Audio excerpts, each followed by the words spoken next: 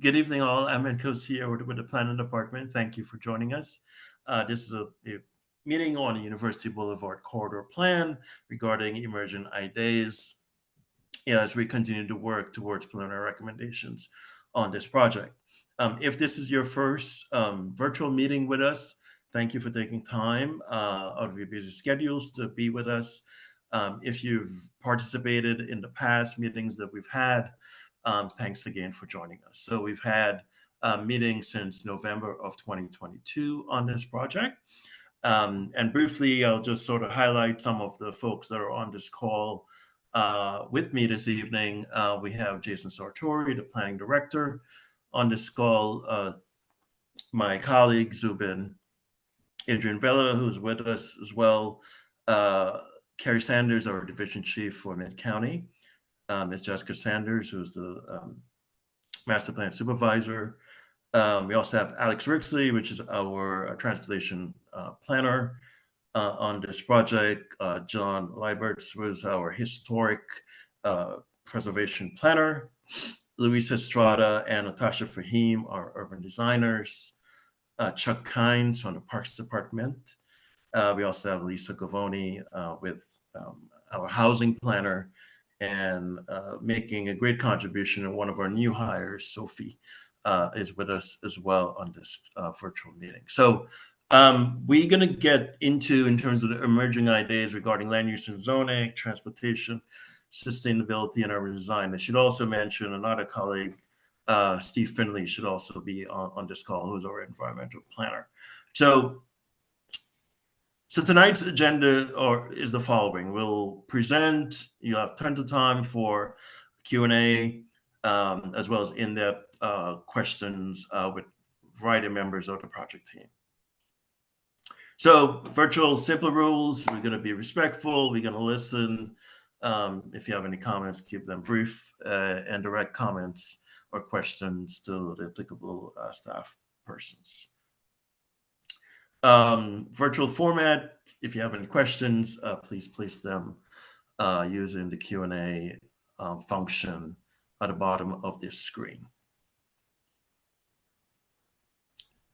So this is University Boulevard Corridor Plan, is a comprehensive plan that takes into consideration the built environment, natural resources, then overall social environment, thinking of public parks, schools, etc., as well as new opportunities for new development, taking in consideration the objectives and some of the goals from the general plan update, Drive Montgomery 2050. So if first time with us, University Boulevard Corridor Plan image is shown in terms of length of the corridor, is shown on the screen. To the right, the dark lines are the plan area boundary. So it's roughly 3.5 miles from the Beltway going into the edge of the Wheaton Central Business District on Amherst. It's a primarily six-lane travel roadway. It's controlled and managed by the State Highway Administration, SHA. We have a variety of transit routes, primarily Metro or WMATA's C2, C4 routes that provide connections into Prince George's County from Montgomery County, as well as a variety of other ride-on routes that serve portions or segments of the corridor. And important to our work regarding University Boulevard, it is a bus rapid transit corridor that was planned as part of the countywide effort for transit corridors in 2013.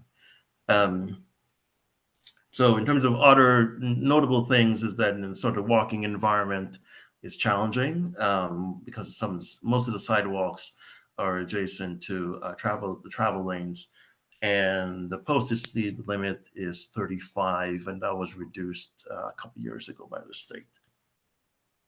So in terms of demographics, we have roughly median population that reflects much of Montgomery County in terms of ethnic makeup. In terms of age, roughly median age is 40. This area has a range of residents in terms of African Americans, Hispanics, white population, etc. In terms of median household income, it's a little bit more than $100,000, and a variety of languages are spoken within this area.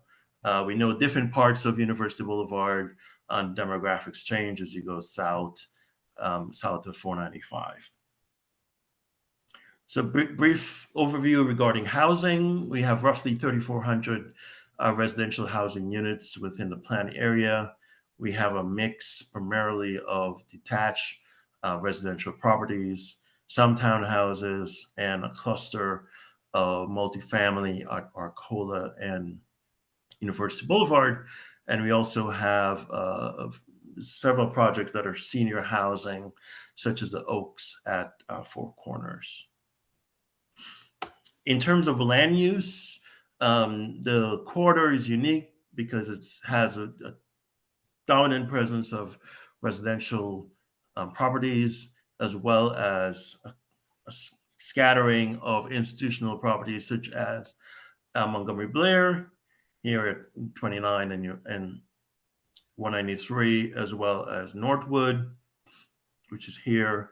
So on the graphic on the left portion of the screen, the blue items are really either public or private institutional uses, which includes churches as well. So we do have a significant presence of religious properties within the corridor, such as St. Bernadette, Northwood Presbyterian, Luther Rice, some of the churches as well.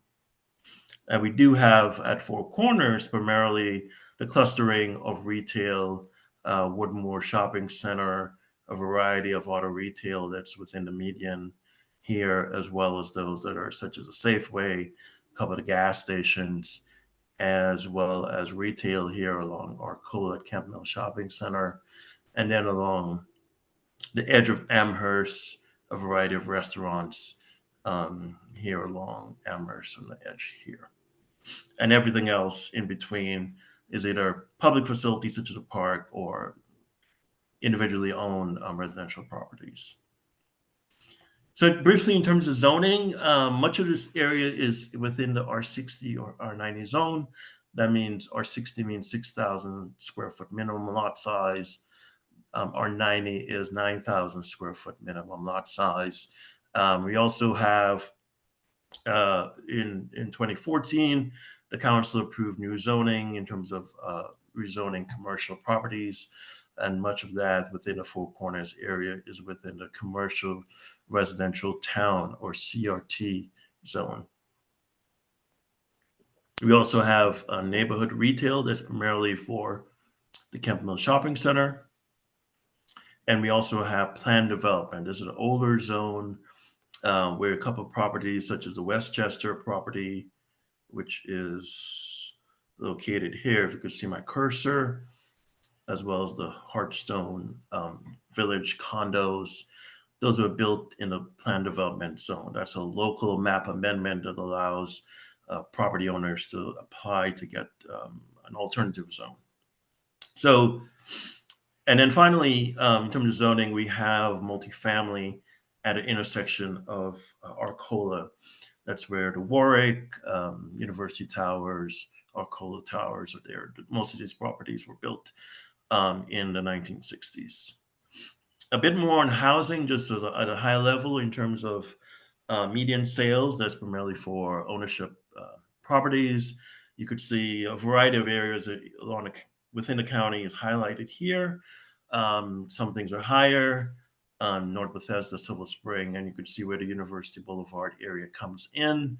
Rents are roughly $1,600 within the plan area. So it gives you a sense in terms of where we are from the county versus University Boulevard. So in terms of our work on this project, so we've done a variety of things since November of 2022 when we kicked off this plan. We did a sort of in-depth analysis regarding the market conditions. And this is just sort of 4 bullet points here, talking about primarily it's residential. The area is bookended by significant retail and office in downtown Silver Spring. as well as in the Wheaton CBD area. Most of the significant non-residential uses are institutional, significant amount of presence of religious institutions, as noted earlier.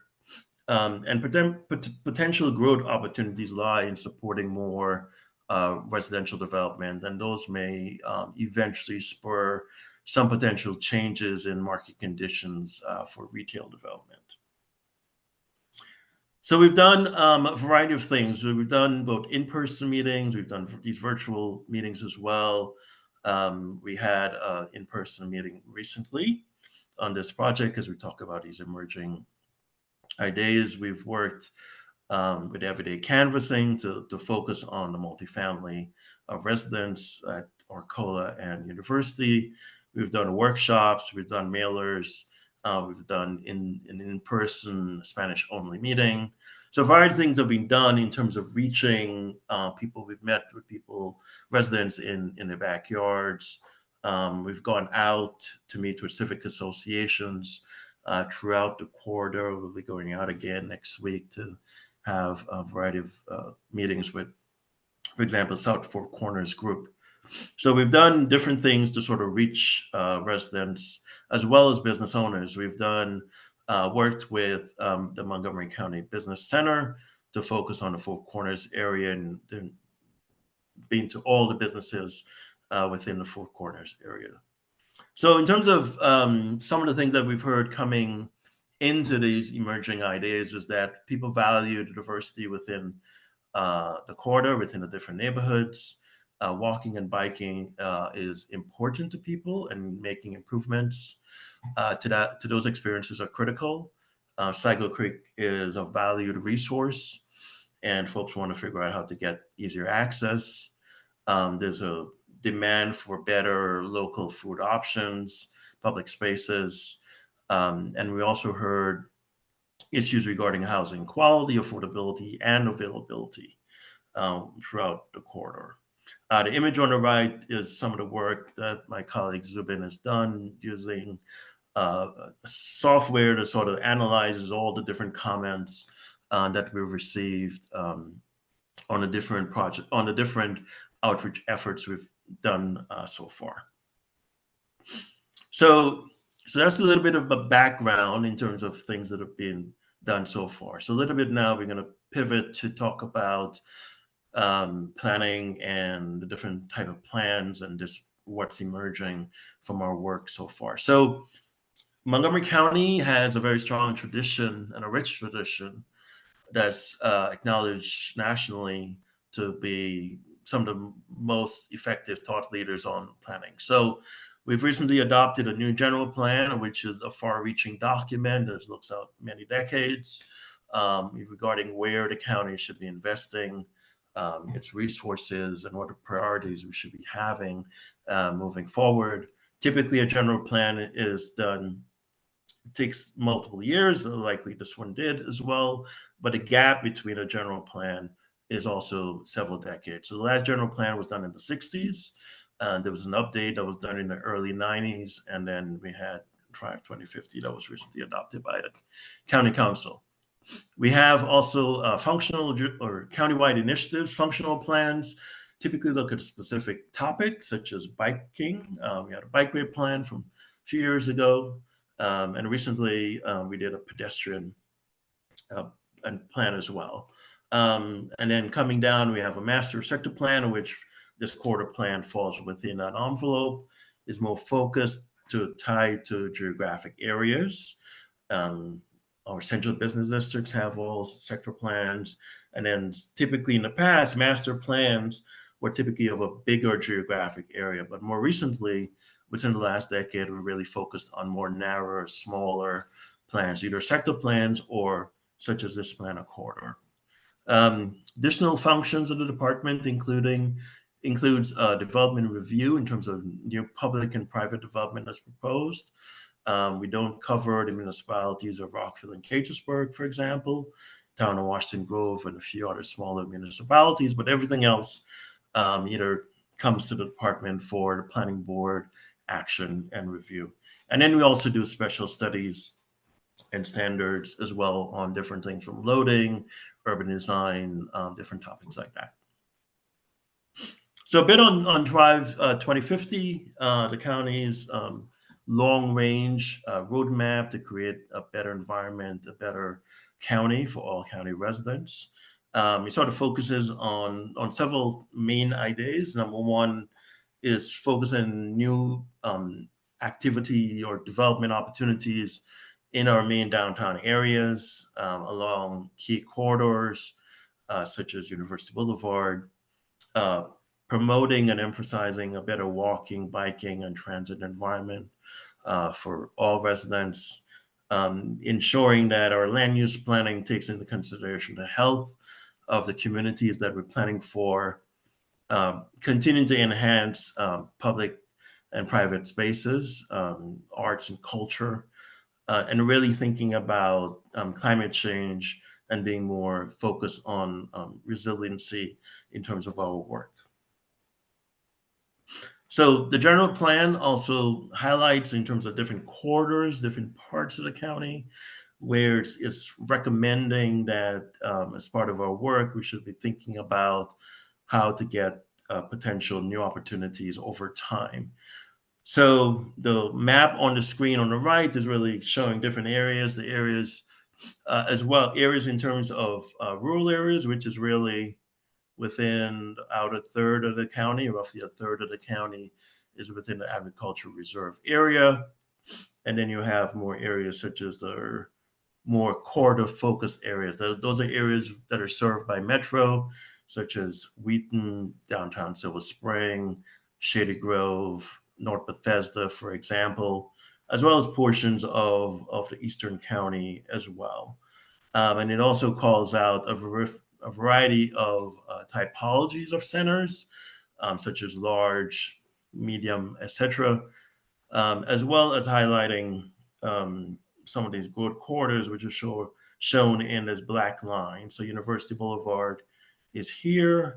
We obviously have the purple line coming in here from Prince George's County. So each plan that comes online will be using both the general plan as well as this Drive Montgomery key planning principles in terms of focusing corridor-focused growth within these areas. And the notion is that each plan will develop from a ground-up perspective. What does it really mean in terms of infill? That's new development that's surrounded by an established pattern of development. And the intensities of the development will obviously change based on the different corridors that we're planning for. Something else that happened in 2021 is that the county council, in their deliberations on a zoning text amendment, and a zoning text amendment is an amendment that a council acts on that really would amend a zoning ordinance and differently, either promoting new zoning standards or promoting changes to an established zoning that exists today.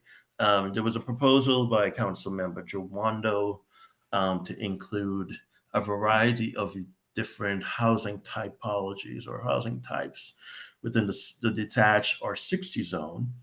That was zoning text amendment 20-07. And the council decided to send to the planning board this letter to look at, for the board to consider how, what approaches it should take regarding promoting new housing typologies within the R60, R90 zones, et cetera. So in terms of the general plan, plan took priority for the attainable housing work. And now my colleagues, Lisa, Director, Mrs. Sartori, and others have been working on this particular topic with the planning board. They have another work session coming up this Thursday on this topic. So some of the goals of the attainable housing is to increase opportunities to meet the county's housing needs over time. And much of this will be more long-term in nature. Figuring out how to provide a better balance regarding single family or detached residential zones within the county.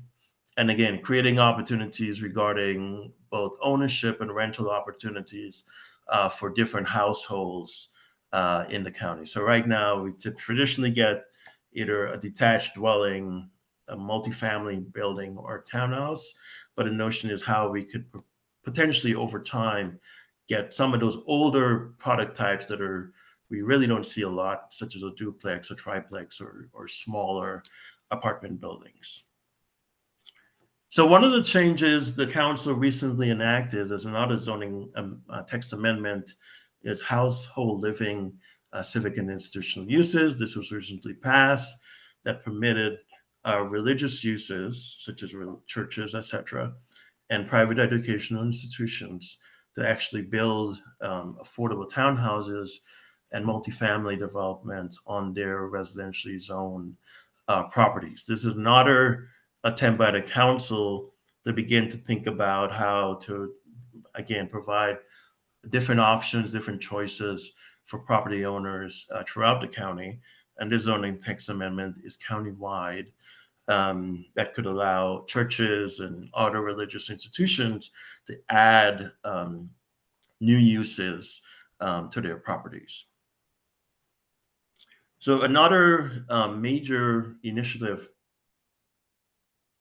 that was enacted in 2021 is the Complete Streets Guide. This is a new standard of streets collaboration with colleagues at Planning, Montgomery County Department of Transportation, State Highway, and others in terms of creating a new typology in terms of new streets within the county, figuring out where we could make safe roadways for pedestrians, bicyclists, transit users, and obviously drivers. So the two images on the bottom portion of the slide that you see include sort of two typologies that really serve some of the ideas that we've been thinking about for University Boulevard. One is a boulevard to your left-hand portion of the screen, and then to the right is a town center that takes into consideration places for people to walk safely, where we could get street trees planted, parking opportunities, transit, where transit could potentially go in a dedicated manner, either within the median of the roadway or within the curb lanes within the roadway. And then another document that really sets another framework item for us, and looking at this corridor, was done in 2013. That's the Transit Corridors Plan that called for bus rapid transit along University Boulevard between Tacoma Langley into Wheaton. It also highlighted and recommended several stops within the proposed plan area. So it talks about stops at Arcola and Dennis. It recommends specific right-of-way that we're adopting as part of this effort. And it also talks about promoting mixed traffic operations in the Four Corners area. And my colleague Alex will get more into Four Corners later in this presentation. And then I think finally for us here in terms of framework is the Bicycle Master Plan, which looks long-term and then actually near-term and long-term regarding new bike opportunities countywide, where we could get new side paths, new shared roadways, etc. A side path is recommended for University Boulevard, and as part of our work here in this project, we will be examining how that could be implemented in the near term as well as in the long term. Again, trying to figure out how we could provide a better walking environment and biking environment for everyone. Okay, so emergent ideas. So as we continue to work on this plan, we're going to focus this evening on land use and housing, safety, mobility, transportation issues, environmental and sustainability, urban design. As we think about the plan in the plan recommendations later, we'll add to this in terms of historic resources, parks and open space, and other topics that will compose our draft plan recommendations later. So in terms of developing these concepts, these ideas, emerging ideas, we developed a plan concept that starts about within the plan area, that looks at opportunities that we think we could make potential enhancements over time from land use and zoning, urban design, pedestrian realm, etc. So briefly, just to walk you through what's shown on the screen, um, there's a Four Corners area here is highlighted here in red or darkish red color. The stars are highlighting some of the religious properties. It's St. Bernadette, that's along the corridor, Northwood Presbyterian, for example. And then we have also the Housing Opportunities Commission.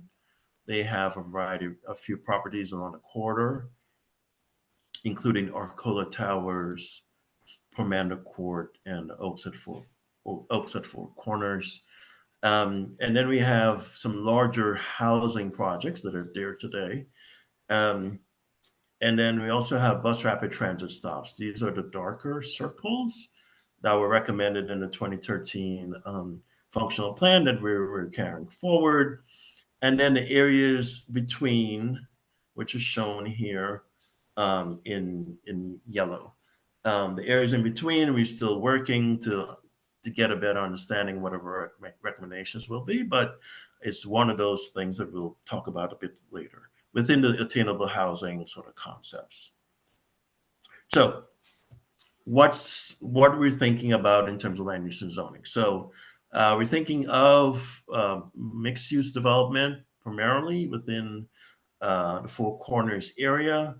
That's using the existing zones that are there today that are zoned for commercial residential town, potentially adding more to that.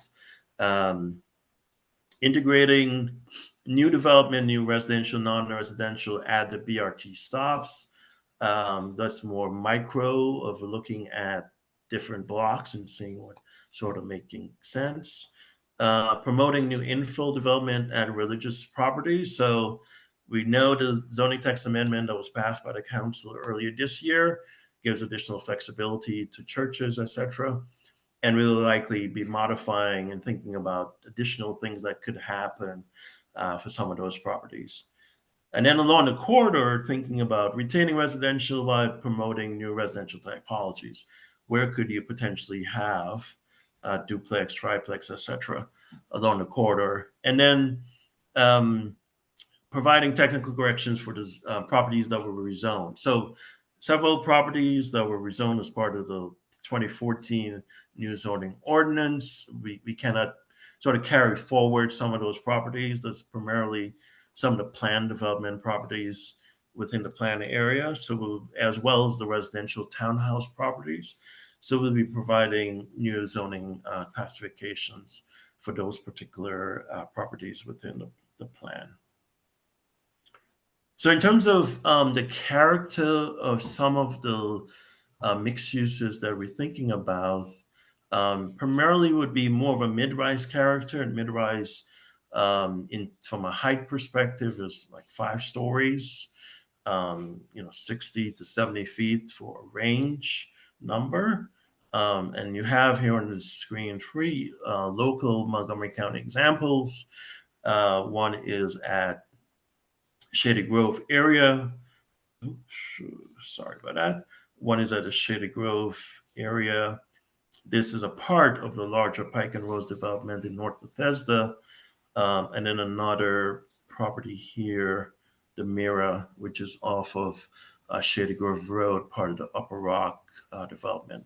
So mixed use by and large in our thinking of this area would be of a mid-rise, 5, 6 stories, 60 to 70 feet in terms of where we would recommend new mixed use zoning opportunities. In terms of integrating residential near proposed BRT areas, we were mostly thinking of either townhouses or potential duplexes or more smaller in character when compared to the mixed use areas. So these areas will have, in terms of heights, will be more within a residential notion, 40 feet, thereabout, maybe up to 50, depending on the property, depending on depending on the portion of the corridor that we're thinking about. So that's sort of the notions that we're thinking about regarding residential along the corridor, outside of those BRT stop areas. So we have a poll this evening that my colleague Zubin will be handling. So Zubin, I will turn things over to you. Thanks, Nkosi. Hopefully everyone can see the poll on their screen. There's only 2 questions there, so you can kind of scroll down if you need. If you're joined by mobile, you could still probably see it, so you can respond to this poll too. So we'll give it's just 2 questions, but I want to give everyone time to be able to respond to it. And then as I end the poll in a few minutes, we can all take a look at the results together.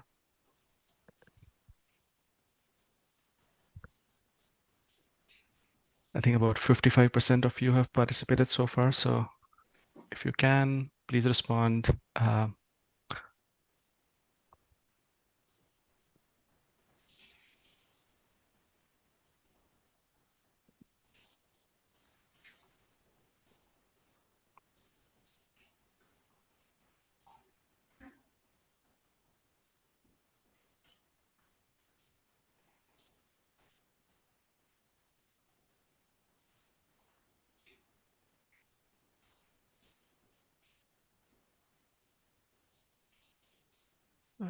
We'll give it 1 more minute. Hopefully everyone can respond. I know some of you may have joined using just the phone number, and unfortunately, there's no way for one to respond through that, but we have a good 80% response rate so far. So.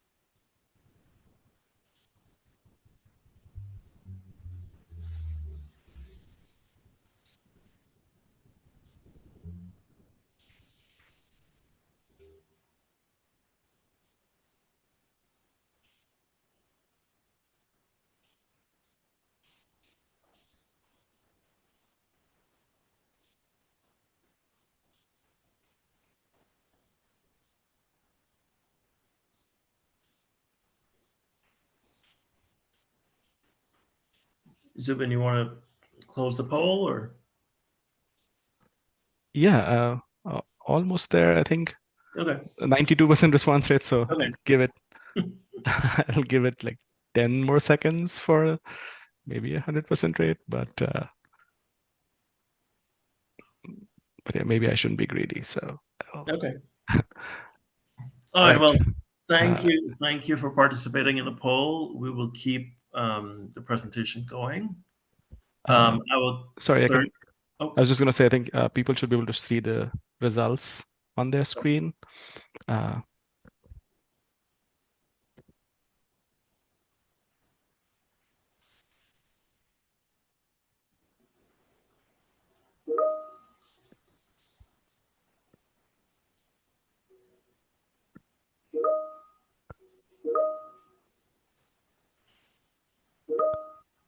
right. This is excellent response rate. Thank you very much. All right, Nkosi, I'll let you carry on. Thanks. sure. Thanks everyone for participating in the poll. I will turn things over to my colleague Alex Rixley, who will talk about the emerging transportation ideas. Thanks, Nkosi. So as Nkosi mentioned, we're sharing today our emerging ideas that we've been working with so far. Nothing is fully developed or analyzed at this point, but we just wanted to present some initial concepts for your information and for feedback. And as Nkosi mentioned earlier, there are a lot of planning framework documents and previous efforts that inform our current effort. And as everyone's aware, the University Boulevard is a limited right-of-way, and there are a lot of needs on the corridor. So we heard about the bus rapid transit identification in the Countywide Transit Functional Master Plan. Also, the section of University Boulevard we're looking at is identified for a breezeway side path, which is a high quality bicycle and pedestrian facility that can accommodate both bikers and pedestrians. And then we're also trying to improve conditions for people walking in the corridor as well, and still making it possible for folks to travel by private automobile as well. So a lot going on in the corridor. Most of the corridor in the functional master plan is identified for dedicated lanes. So that's the area outside of Four Corners, so west of Lorraine Avenue and east of Williamsburg. We're also looking to advance the complete streets in this area and make it walkable and safer for everyone to use, people walking, biking, taking transit, and in automobiles. I also wanted to note that the Four Corners area and much of the University Boulevard corridor are a bicycle and pedestrian priority area, which is one of the key ways that the county funds pedestrian and bicycle infrastructure. So we'll be looking to leverage that. Also looking to promote Vision Zero principles and to eliminate fatalities and severe injury crashes in the corridor, and to advance a network of low stress bicycle facilities to make sure that there are places that it's comfortable for folks to ride their bicycles. And also those side paths can be used for micromobility opportunities to give another option for folks to travel through the corridor. And finally, thinking about, in particular, the Four Corners area at the intersection of Colesville Road and University, or US 29 and 193, that can be challenging for folks by all modes of transportation to navigate today. Certainly pedestrian crossings, but also thinking about the way people drive through the area and opportunities to improve the navigation there. Next slide. So just one of our emerging ideas for the University Boulevard corridor overall, this would be a concept for outside of Four Corners. So again, west of Lorraine Avenue or east of Williamsburg. The section here, for an example, is shown between Nicholas and East Crest, but this is kind of a general concept for the corridor. So the right-of-way in the corridor varies, but in most places is master planned for 124 feet. So the section at the top is what's existing today, 3 travel lanes in each direction.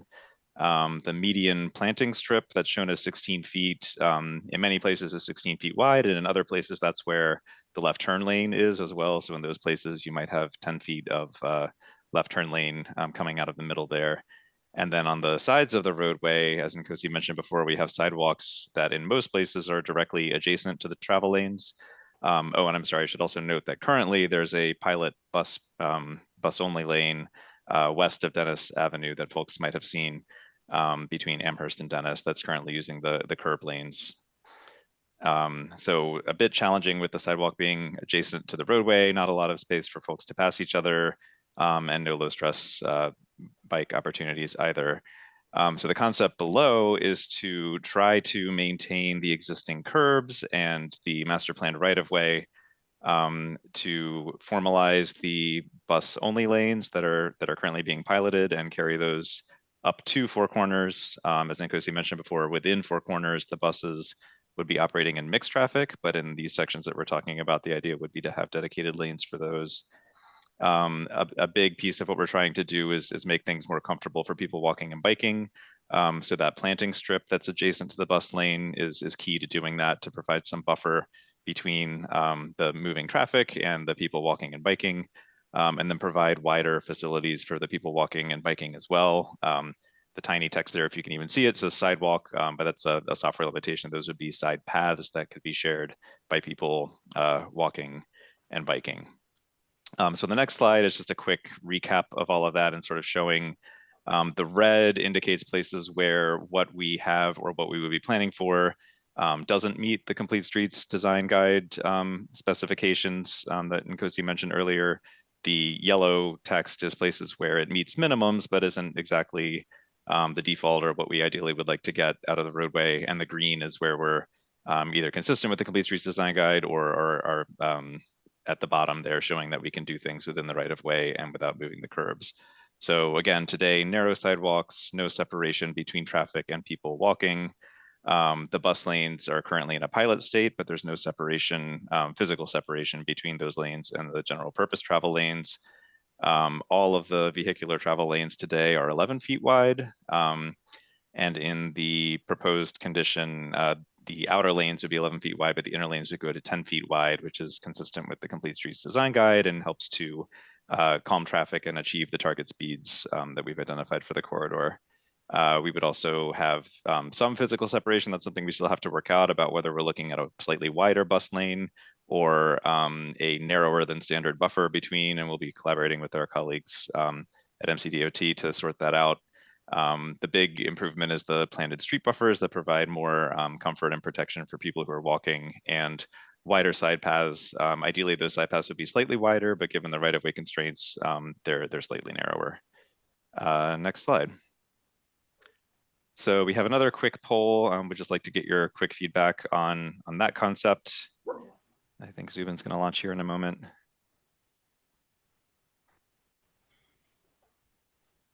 Yeah, hopefully you can see this. Alex, if you want, you can kind of explain this, what we are asking here. Sure, yeah, and Kosi, maybe while we're reviewing the poll, is it possible to go back to the cross section so people can see that while they're voting? This is the concept that we're looking for feedback on. So the emerging idea at the bottom for generally the corridor between Amherst and Lorraine, and then again from Williamsburg down toward the Beltway. And of course, as you approach intersections or other unique configurations along the roadway, this might have to vary somewhat, but this is just sort of a general concept to get feedback on.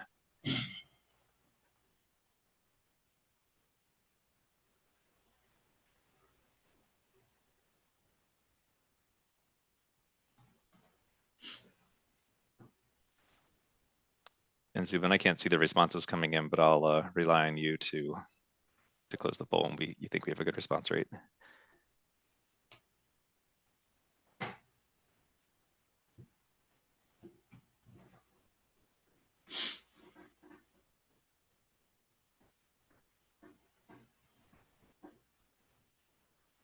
Yeah, we are almost there with over 80% response rate now. So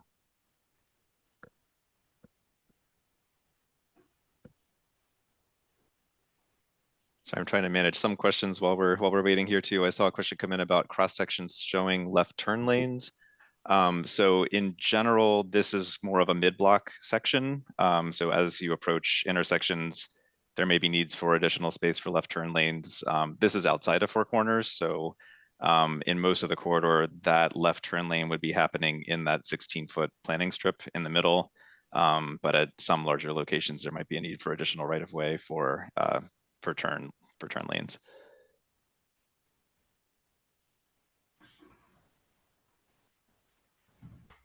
all right, we are about 85% response rate here. I'll give it like 10 more seconds and then end the poll and share results. Great. And I saw a question too about, are there separate areas for bikes and pedestrians in the 10-foot side paths? With a 10-foot side path, it probably wouldn't be striped or actually delineated between the pedestrian and bicycle space. I will show a concept in a moment that has more of a full standard width breezeway side path where there would be space designated, but those are wider. Those are 16 feet as opposed to the 10 feet that are shown here. So pedestrians and bicyclists would use this in a shared configuration. It would be wide enough for bicyclists to safely and comfortably pass pedestrians on the sidewalk, and they would need to yield to those pedestrians, but there wouldn't be explicit striping, I don't think. All right, I'm gonna share results here in a minute.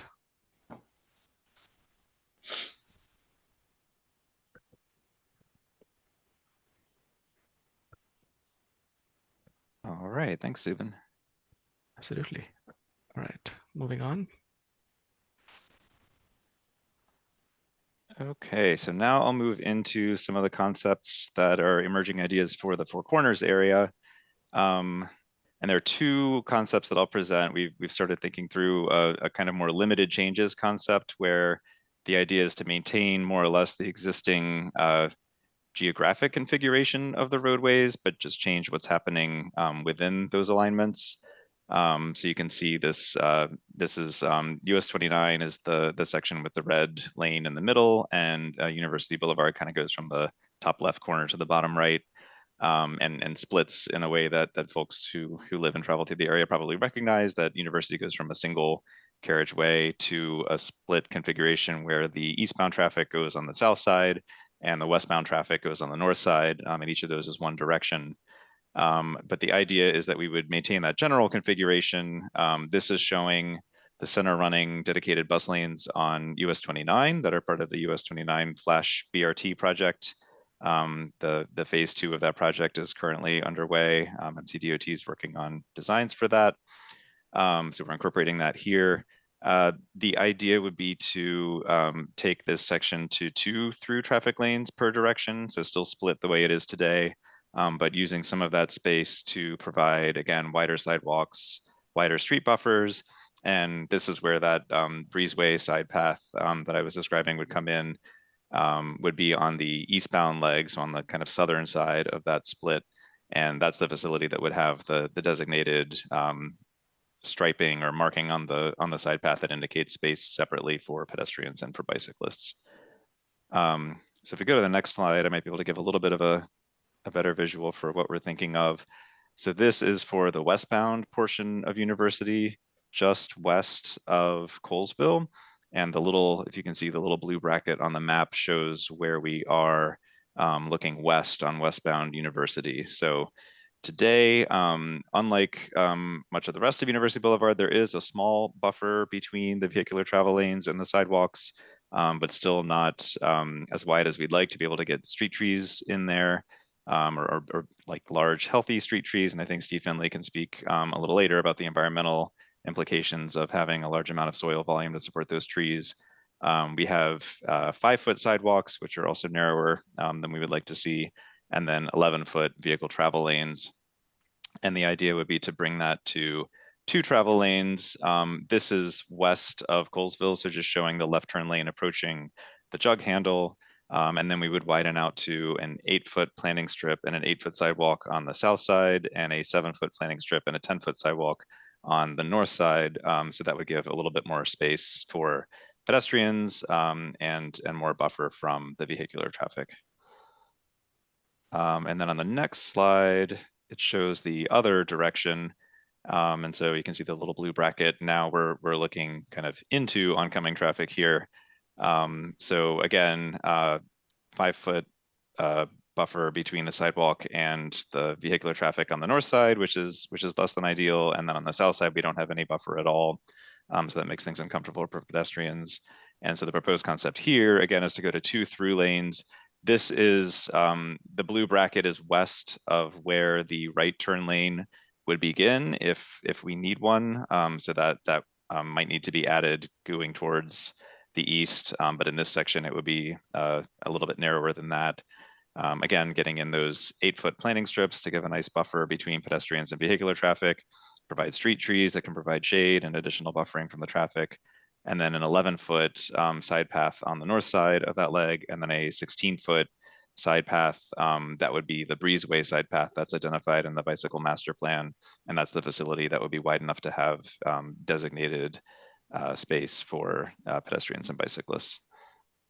I'm sorry, I'm seeing some questions come in too. There was a question about, oh, right, sorry, 15,000 people per hour on the sidewalk. Maybe we should take that out for future presentations. This is from a software that we use that automatically provides these kind of theoretical capacities. This is sort of like a theoretical maximum capacity, but not necessarily something that we're planning based on.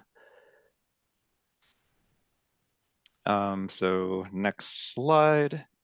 So that was all kind of the first concept that I described, this limited change concept. And then we have a second concept, which is to build out more of a street grid in 4 corners to help to improve connectivity, increase the frequency of pedestrian crossings, and provide kind of more local circulation in the area. So this would reconfigure the street grid and right-of-way to give more connectivity for people of taking all modes, walking, biking, taking transit, and driving. It, at least in concept, maintains the right-of-way line on the north side of what today is the westbound part of University Boulevard.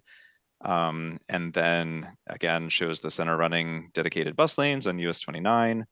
And again, we would have 2 through lanes per direction on the major piece of University Boulevard. And the concept here would be to keep the main line of traffic going east and west on University Boulevard on what today is the westbound portion, and then have a new kind of more local street that aligns with Gilmore Drive, connecting from Colesville Road to the west to connect to Gilmore Drive, and some additional north-south connections to connect to neighborhood streets in and across University Boulevard. So buses here would still be in mixed traffic. And again, this gives us space for wider sidewalks, wider street buffers, and that breezeway side path on the south side of the new smaller, more local street that's an extension of Gilmore Drive. Next slide. So again, giving a kind of street level view of these. This first one is for the what today is the westbound portion of University that I described before.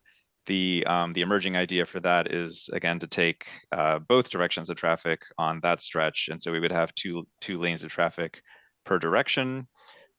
This then would still give us some space for planting strips. These would be slightly narrower at 6 feet and slightly narrower sidewalks at 8 feet, but giving us room for both directions of traffic here. And then on the next slide, it shows the section for the more local street, which today is quite wide, but in the emerging idea would be narrowed to just 1 lane per direction. So really a local serving street.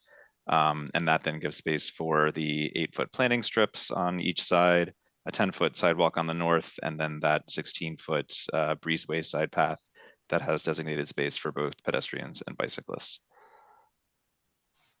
So on the next slide, again, another poll, this time asking what you're thinking about these concepts.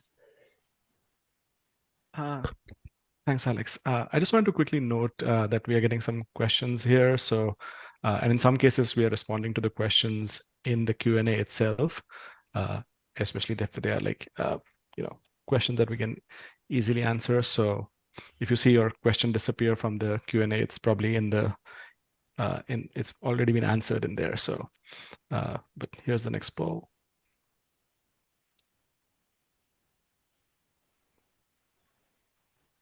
So just 2 questions there. The first one relates to that first concept for the more limited change emerging idea, and then the second one for the street grid concept.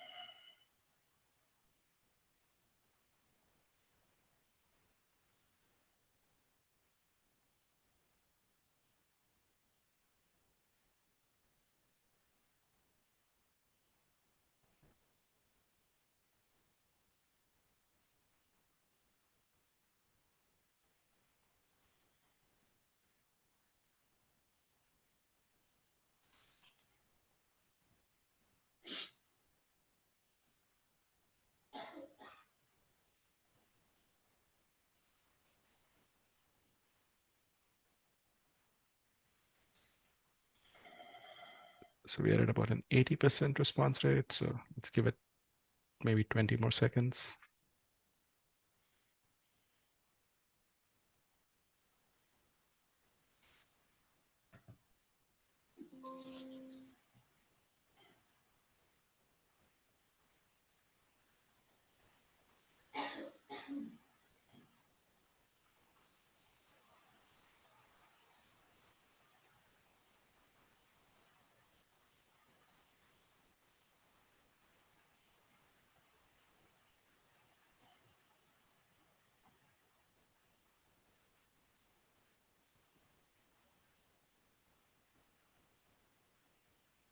All right, I'll share the results here.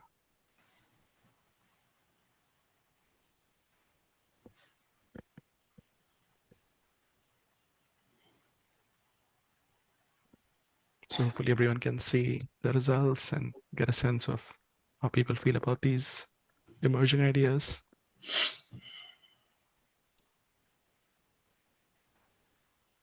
Great, thanks Zubin, and thanks everybody for sharing your feedback. And now I think I'll pass it over to Steve Finley to talk about some sustainability ideas. Okay, thanks, Alex, and thanks to everybody who has tuned in tonight to hear some of the emerging ideas that we're working with right now. This is still fairly early in the process, but wanted to give you a little bit of background. For as long as I've been with the commission, which has been quite a while now, we have always, in our environmental analysis of master plans, made recommendations for protecting and improving water quality, protecting and improving air quality. And we've been making recommendations to try to help preserve local biological diversity. As noted, there have been a number of changes over time, and one of the among those changes, they have spawned new studies, new plans, new policies, which we're now responding to in our master plans. Most notably, as mentioned, was Thrive Montgomery 2050. We still are focusing environmentally in Thrive Montgomery 2050. We're still prioritizing protection and improvement of water quality and air quality and biological diversity. But obviously, we have some new emerging issues that have to be addressed as well. Another one of the new policy documents that we're responding to is the county's climate action plan. And so obviously, climate change is one of the major issues that we're now addressing in our master plans. We recognize that among the key impacts that we're dealing with are increased frequency of extreme heat events, increased frequency of intense storm events that brings with it flooding. So we're also required by law now to do a climate assessment as part of our master plan process to help us identify measures to reduce greenhouse gas emissions, to make recommendations to adapt to impacts that we're already experiencing right now and we know will continue to get worse, and to try to build in some design ideas that will help us be more resilient, to help us be able to bounce back more quickly from disruptions that come from climate change. Now, when I talked about reducing greenhouse gas emissions and doing a climate assessment, I want to be specific that this requires us to assess the impacts of our land use recommendations. We know that we cannot make recommendations in our master plans that will get us to zero emissions, because that is ultimately going to require that we transform our energy production and distribution system to one that relies 100% on green energy. And those issues are matters that are taken up by some of our other county agencies and other policies and requirements and incentives to try to achieve that. But we can make a difference in our land use recommendations as well. And so that's what we're focusing on in the master plan. In addition to that, we've added focusing on environmental justice issues. So we want to try to identify any environmental impacts that disproportionately affect historically disadvantaged communities, communities with large numbers of people of color or lower proficiency in English and those sorts of things. And finally, we've added a focus on human health.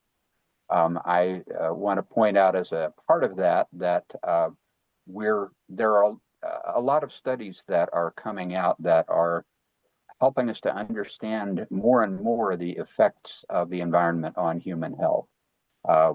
Some of the information that we're getting focuses particularly on what's called the PM 2.5 pollution, which is kind of a very fine particulate pollution, 2.5 microns or smaller, that is generated by the burning of fossil fuels, primarily from running cars and power plants. And it's been discovered that the PM 2.5 pollution, as you might expect, contributes to increased incidences of asthma and other cardiopulmonary diseases. But it's also been implicated in increased occurrences of diabetes and cardiometabolic diseases. So it has a significant impact on human health. So trying to address that is something that we're focusing on as well. So these are the priorities identified in Thrive that we're supposed to examine in each of our master plans. But in the context of the master plan, we want to tailor our recommendations to respond to the existing conditions in the area, to the characteristics of the master plan area and the development and the goals that we're trying to achieve. So in this case, we're focusing our recommendations to tailor them to the University Boulevard Corridor area. And a corridor is a type of a master plan area that has some specific unique characteristics. It tends to be longer and narrower. It tends to be focused around some sort of major transportation feature, in this case, University Boulevard. So we're making our recommendations to fit into the context of this particular area. So given that, we want to, among the emerging ideas we're working with is we want to create a multimodal transportation system along University Boulevard. And we want to do that in a way that gives people who depend on walking, biking, and transit protection from the extreme heat and air pollution along the sidewalks and bike paths, and also at the BRT stops. You may have seen people sitting at bus stops or at bus shelters where they've got no protection from the sun, from the heat, from the elements. We want to design those things into our cross-section for the University Boulevard and streets in the area. We want to incorporate tree canopy, shaded bus stop, shaded features, stormwater management to help with the runoff, and landscape strips that can help with all of that. Among the things that we need to pay attention to in order to create good tree canopy is providing adequate soil volume. That's really critical to be able to actually grow a healthy tree and one that has a healthy and extensive tree canopy. We want to try to protect and increase forests and tree canopy along road rights of way and on public properties. We recognize that we can't protect all of the existing trees and forests, but we want to make that a priority to the greatest extent we can, because it takes a long time to grow a big tree. It takes a long time to grow a forest. And so we want to hold on to the ones that we can for the environmental benefits that they provide. We want to work with Montgomery County Public Schools and owners of other large properties that have large impervious cover and not much shade to reduce heat islands. I want to call your attention to the heat map at the top image in this slide. One of the new tools that we have to work with is the county under a grant from NOAA was able to do a heat study where volunteers drove the county several times during a day in August with heat sensors attached to their vehicles so that we could map where the hot spots are. And as you might guess, the hottest spots are places where there's a lot of impervious surface and not much shade or tree canopy. It turns out that a number of those hot spots are schools with the big parking lots and the big buildings. So those are some areas that we want to focus on. Other institutional uses tend to have those. And then the roadway itself is a hot spot.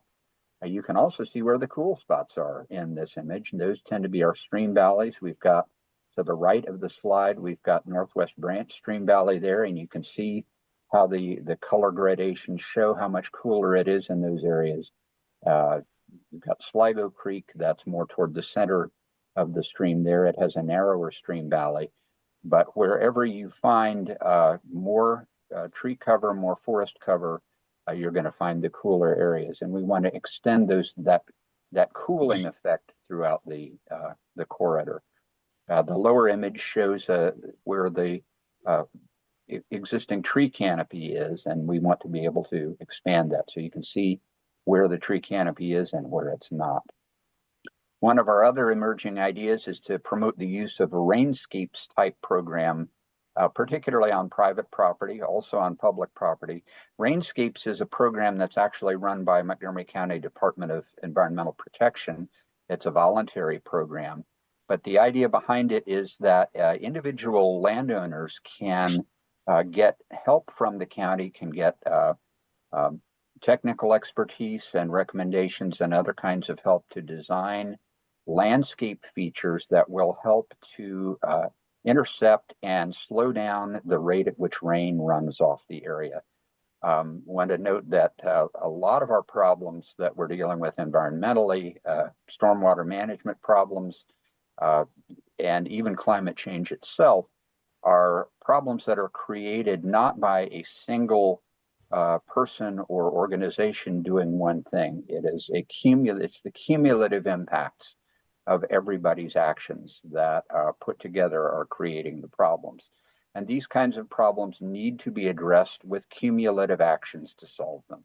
So the more people and the more properties that can start to add landscaping into their property to help control runoff is a good way to try to adapt to the climate impacts of the intense rainfalls and to make our communities more resilient.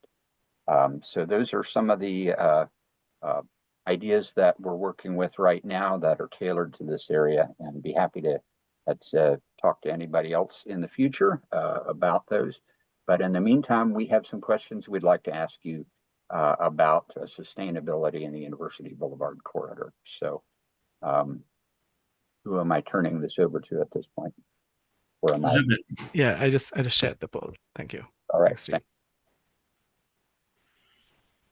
so the first question is, how concerned are you about local flooding along streets, in yards, or in your basements in the University Boulevard Corridor? One of the things that we're dealing with in all of our urban areas is what's called lot-to-lot flooding. So you may only have one or two houses that are affected by the rainfall and runoff backing up in your area, but you may have a flooded backyard or the street out front of your house. You may have problems with that. So I'd like to know, are you not at all concerned about local flooding in this area? A little concerned, somewhat concerned, or very concerned? And should I wait a minute, Zubin, or should I go ahead and introduce questions? Yeah, I think we can wait a little bit because I think we're still getting some responses. So I'll share the results in about a minute or so. Okay. Thanks, Steve. Sure.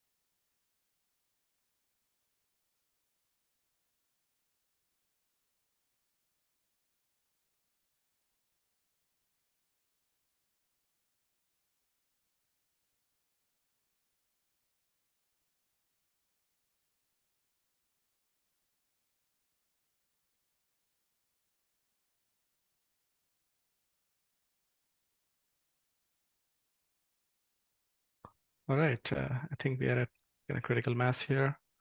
Okay. So here are the results. Hopefully everyone can see them. You might have to scroll up and down to look at different questions. Okay.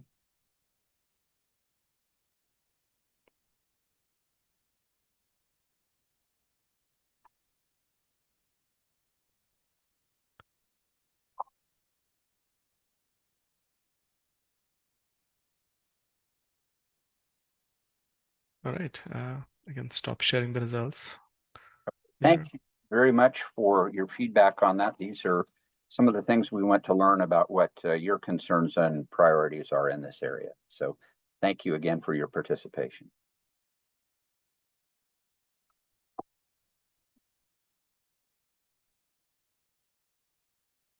And now who am I handing it off to here?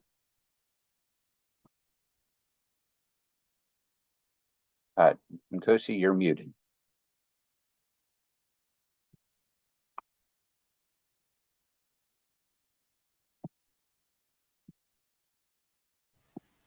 There we go.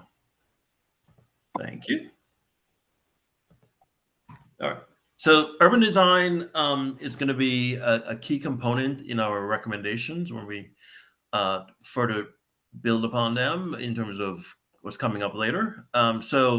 And also placemaking ideas, trying to figure out how we could leverage and create sort of new, exciting, unique, and different places along the corridor. It could be simple things to do that really enhance either historically or some other creative ideas that we could think about in terms of placemaking. So the whole notion of urban design is really to improve and build upon the land use and zoning recommendations, providing greater character and definition to it in terms of the context of University Boulevard, which is quite unique with its residential, institutional, and commercial context. So in areas that where we would be recommending sort of taller buildings, up to 5 stories, 6 stories, we'd want to have some specific guidance when that property may redevelop in the future.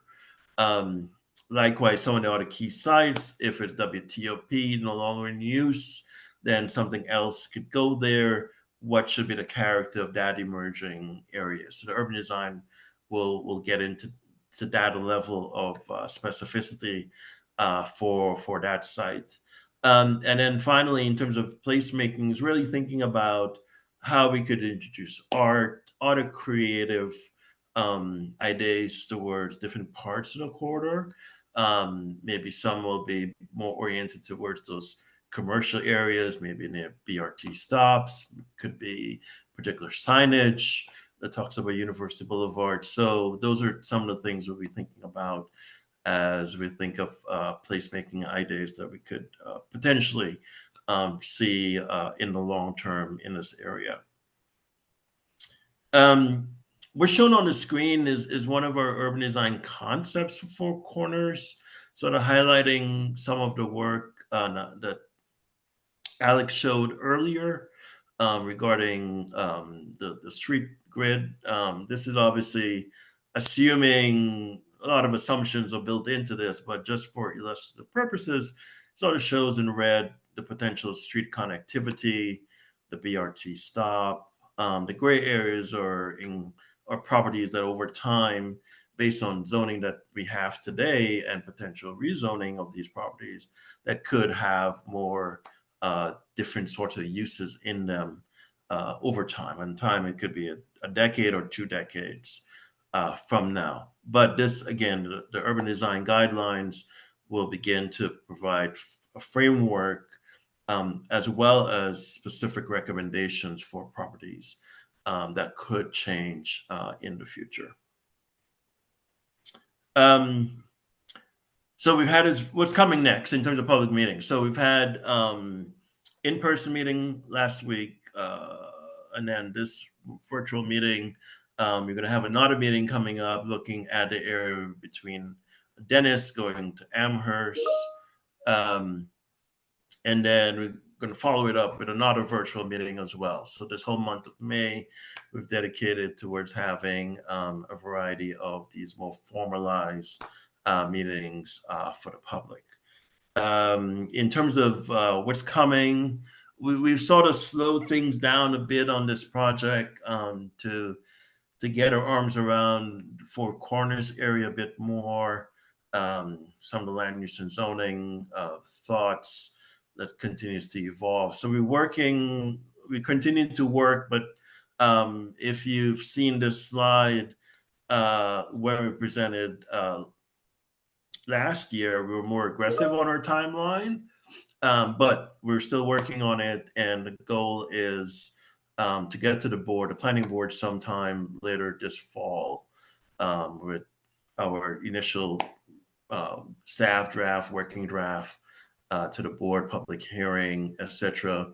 And then follow up with into 24 and 25 likely, with the county council regarding, and the county executive regarding their review and final approval. So for folks who are not familiar, all plans in Montgomery County are at the end of the day approved by the county council. Myself and my colleagues will put together a working draft that put together our best professional view of this area. And then that document becomes, we ask the planning board to make it a public hearing draft. And then the board will host a public hearing on that document. And then the board will take that document, make their own changes to it section by section. And then that gets forwarded to the county executive and the county council for their review. So the county executive will do a fiscal impact on the recommendations within the plan. And then the council will host a public hearing on the planning board's draft. And then we'll have sort of work sessions with a subset of the council. And then we'll have the full council action with all council members after that small subset has done their work on the planning board's draft plan. And then what's followed after that is a rezoning process where properties that are recommended for rezoning in a corridor plan or sector plan or master plan will go through a process where properties will be rezoned. And that typically happens after. So that's what's to come in terms of process. And with that, we'll open it up for question and answer. So this is our contact information. Our website has all the prior public meetings, a variety of different information is on there. The different briefings we've had with the planning board, some of the additional professional engagements we've done, such as with the Urban Land Institute.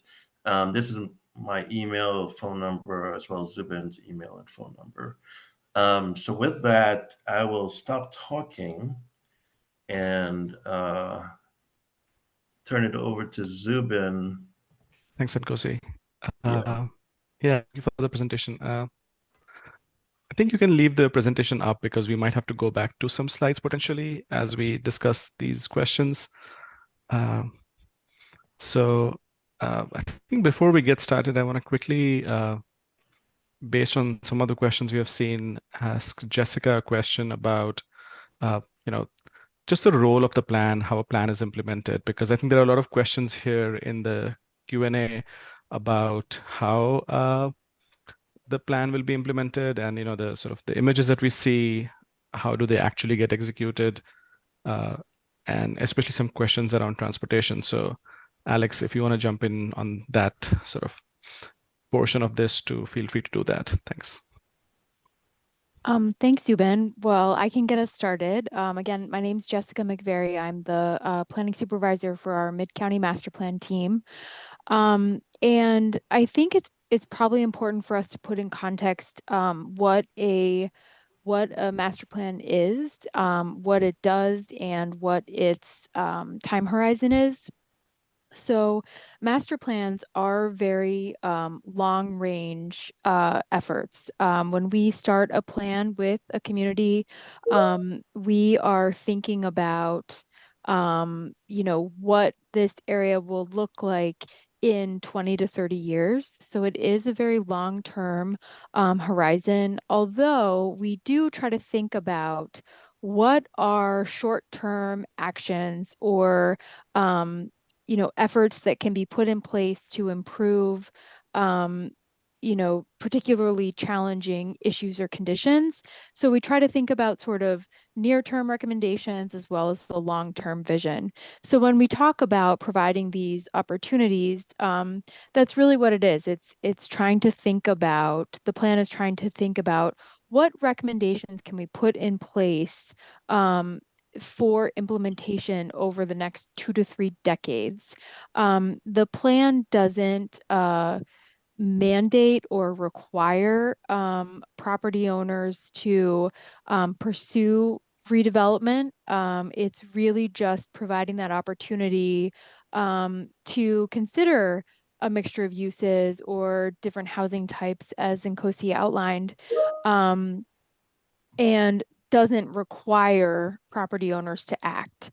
While a lot of our plans are implemented through private development, we do also have recommendations that are implemented through the county and state, capital improvement program, or through facility plans. And so there is sort of a public component where we see infrastructure put in place that is guided by the recommendations that are included in the plans that we have, including this plan. So just wanted to kind of provide a little bit of context, particularly in the sort of time horizon of the plan, and then also just clarifying that this really provides opportunities, but doesn't necessarily require property owners to act in terms of implementation.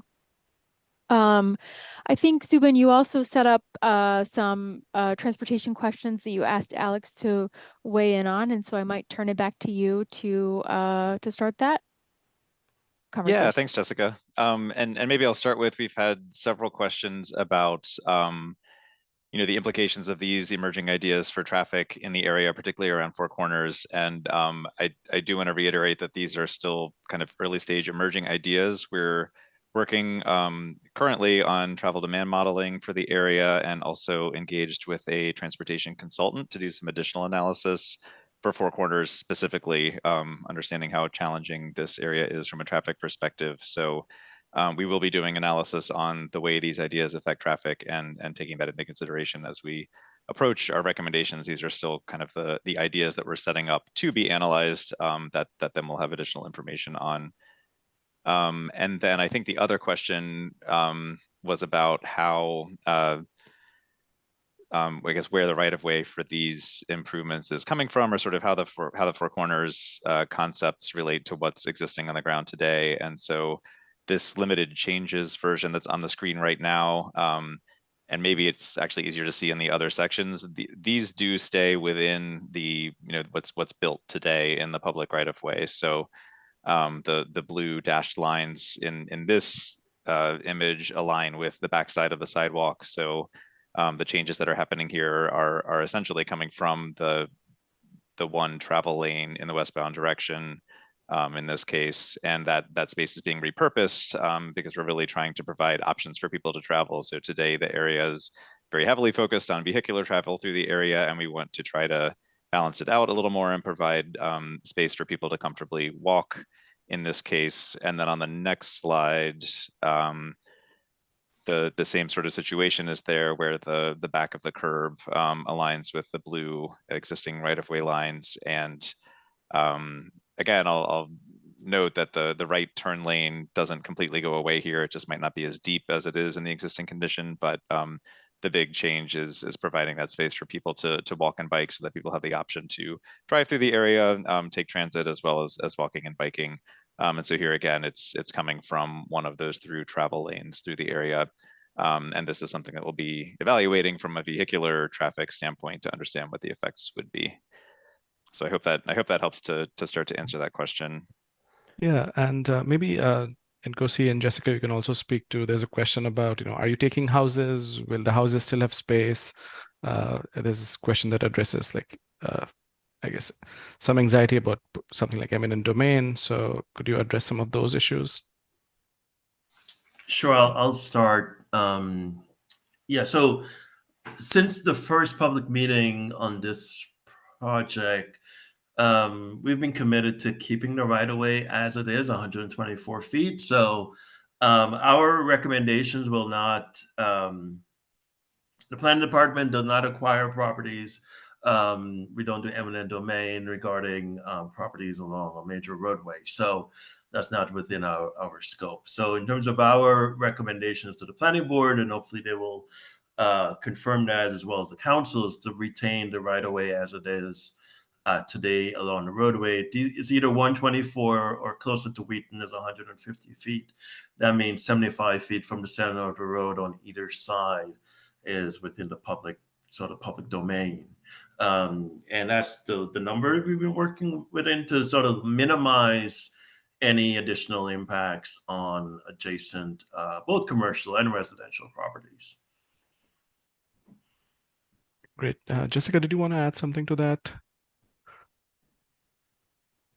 Thanks, Zubin. No, I guess just to reiterate that it really will be the choice of property owners if they elect to pursue any redevelopment on their property, and that would then go through a separate public development review process where there would be the opportunity to provide input and feedback to any specific development application. So again, the emerging ideas that we're sharing here tonight would not require or compel property owners to act. It really is providing options and opportunities for future interest.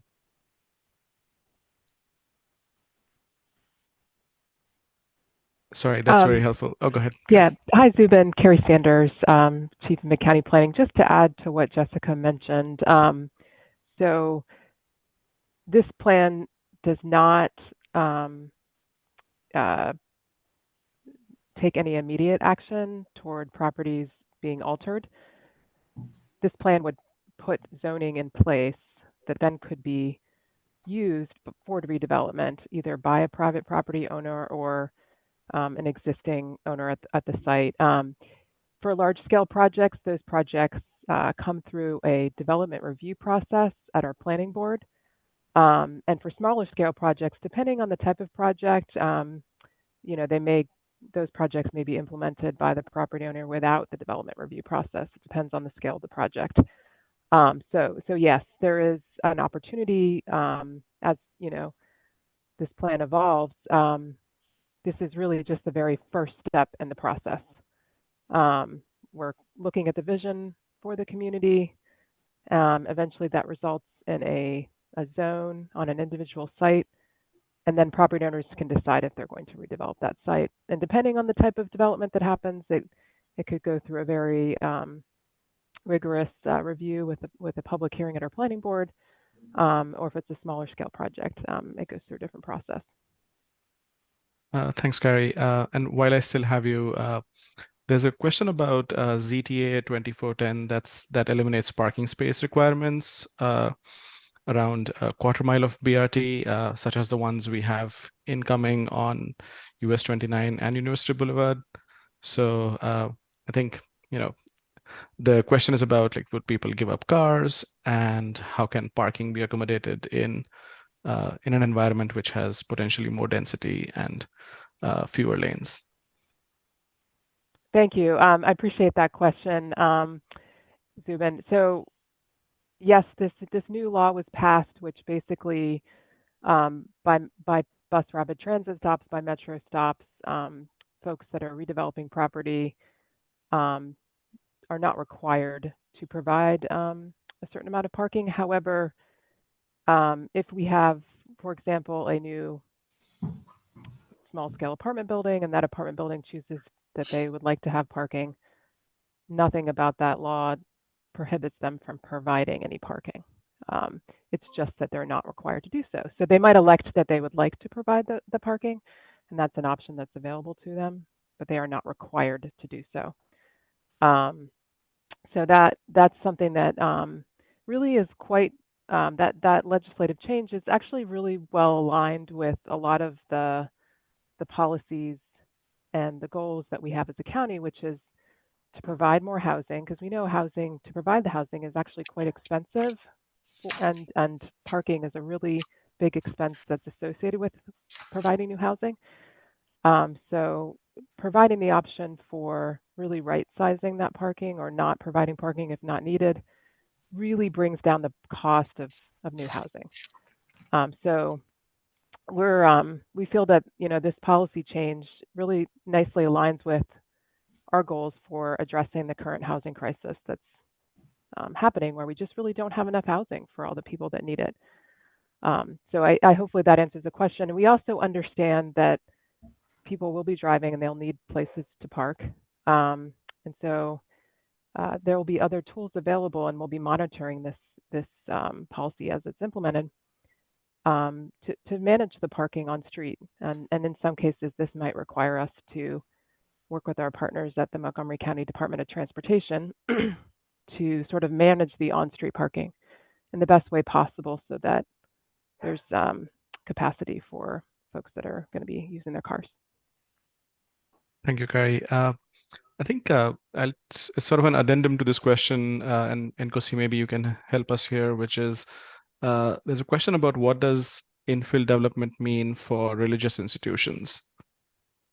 Sure, great question. So religious institutions along the corridor, and it varies by church or synagogue, are facing some challenging times regarding people not going to church as much in terms of maintenance and operation of the facilities. For example, Northwood Presbyterian, we're aware that they're having discussions we've had with them over the last year plus.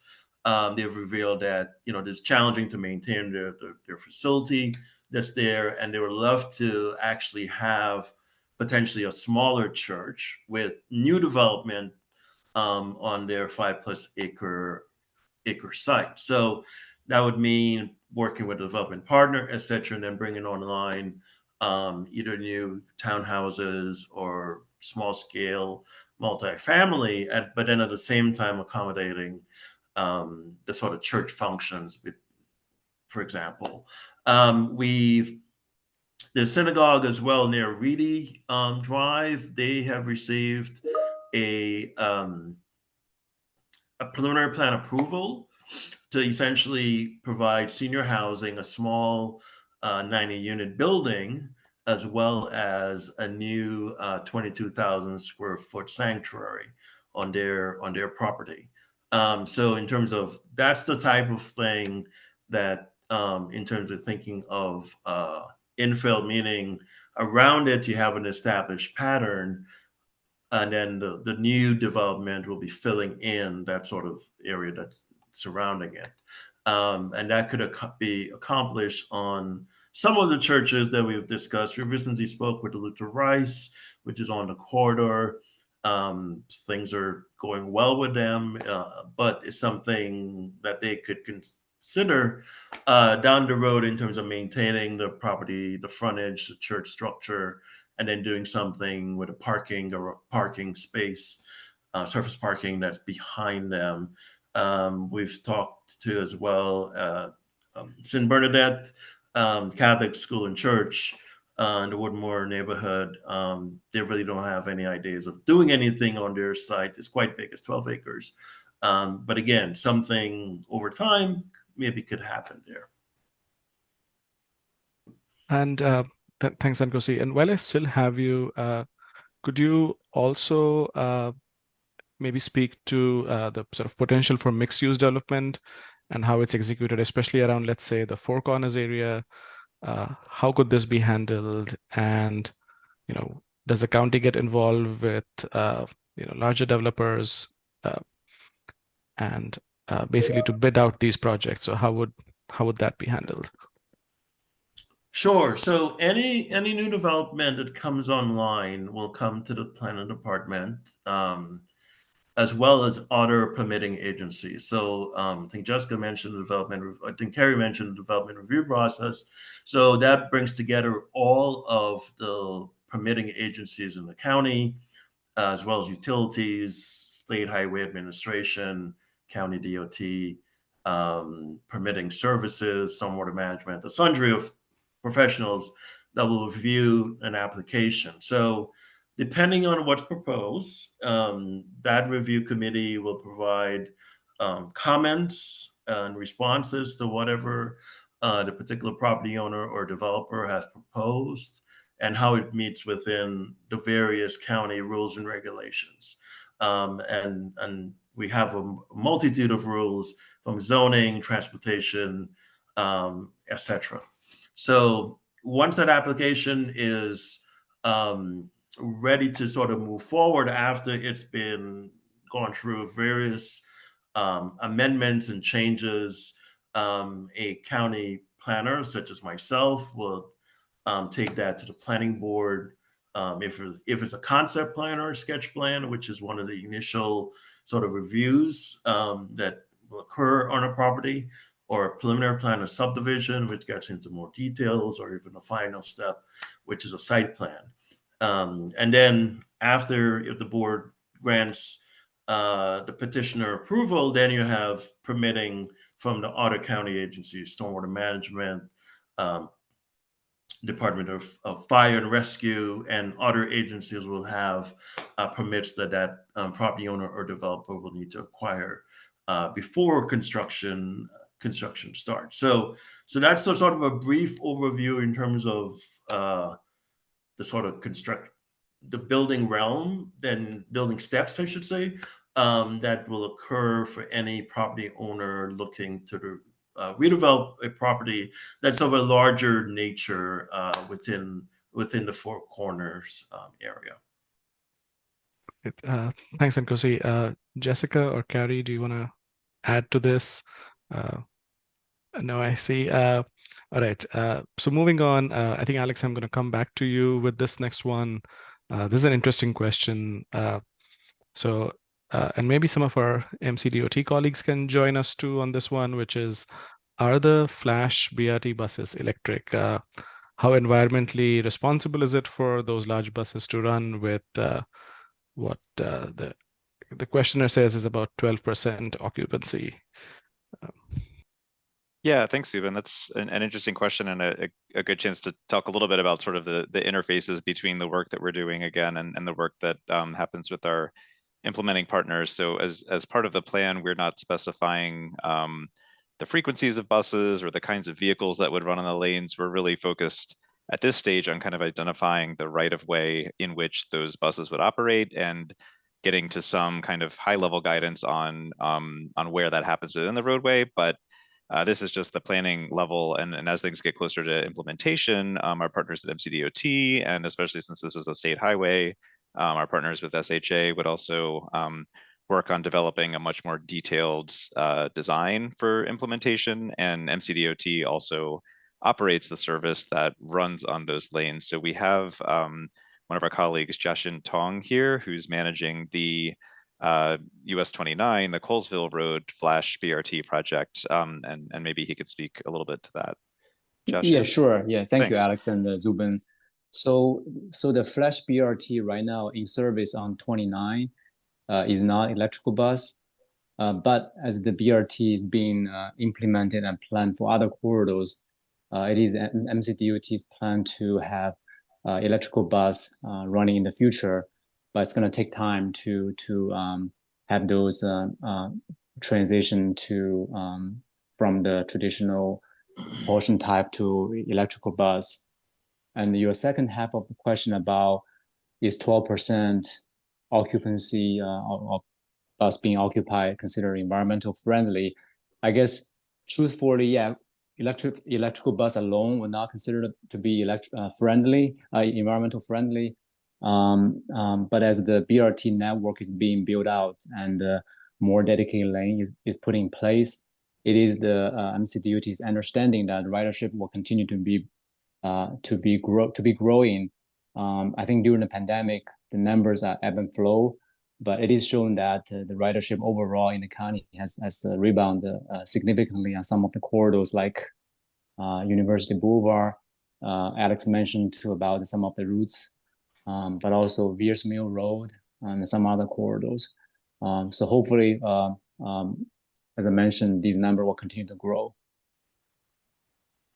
Yeah, thanks, Josh. And I'll just add again, I don't know if folks saw it in the chat, but I answered one question earlier about the use of the buses on University Boulevard, and one data point that we have from WMATA, who also operates the C2 and C4 on the corridor, is that they had ridership about 11,000 weekday riders on the C2 and C4 earlier this year. So there is already quite a bit of ridership along University Boulevard, and as Jeshin mentioned, as we build out the network further, hope to be able to give people more options to travel throughout the county by transit. Thanks, Jeshin and Alex. So there's a request here to kind of show the four corners diagram again. So maybe we can kind of just go through these slides very quickly. Thanks, Ngozi. And maybe we can also show the slides around the urban design ideas while we do this, while I go to the next question.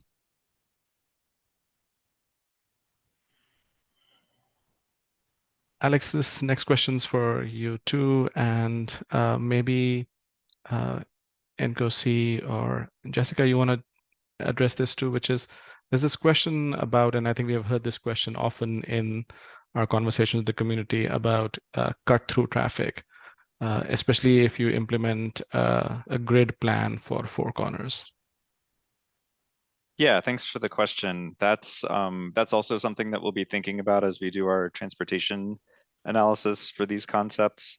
The idea for this alternative, in particular the street grid, is to keep the main line of traffic on University, but I understand there are concerns about traffic on adjacent streets, and we'll be looking at the ways that that traffic might redistribute through the area. To the extent that's possible, we'll think about the routes that people use to access the neighborhoods themselves and what potential routes are through those neighborhoods. So that's something we'll be thinking about as we get into analyzing these concepts.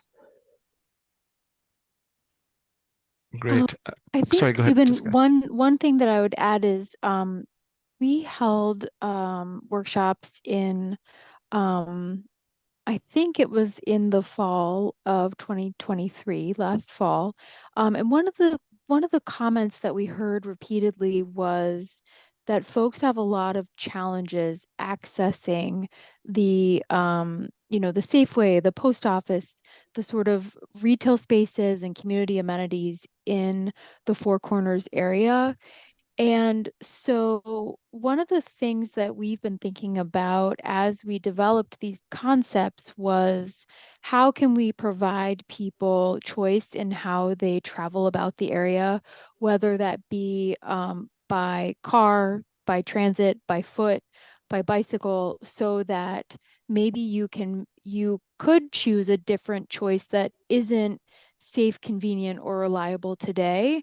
And that's one of the elements that's embedded in this, is really trying to sort of be responsive to the feedback that we heard previously, that right now it's really you only have the choice to drive. And so are there other options that we can think about through these concepts that can help remedy that issue?